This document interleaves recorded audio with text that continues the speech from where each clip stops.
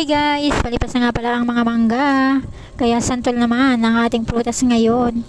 Nakasungkit nga pala ako ng 3 pirasong santol. Bago pa tayo maunahan ng mga squirrel, ay di tayo muna ang kakain. Ang lalaki nga pala nito guys, kasi hindi masyadong maulan ngayon, kaya medyo malalaki ang santol, hindi nangalaglag ang bulaklak.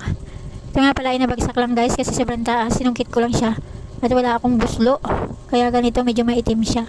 Pero bugbog lang naman yan, kaya okay lang yan. Medyo kinapalan ko na nga lang ang pagbalat para matanggal yung itim.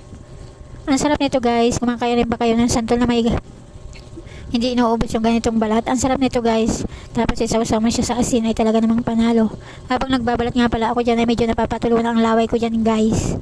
Hindi pa siya sobrang hinog pero matamis naman siya. Kaya isawsaw lang natin ito sa asin.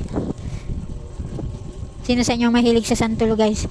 Noong nasa probinsya kami, itong mga buto nito ay nilulunok lang. Pero ngayon, hindi ko na kayang lumunok ng buto ng santol.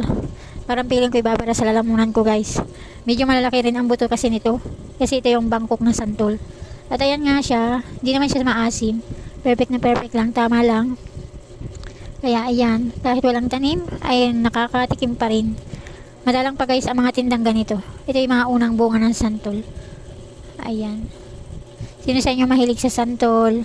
Pagbuwan nga pala ng Mayo ang mga prutas ay siniguela, santol, atis. Yan ang mga prutas pag tag-init.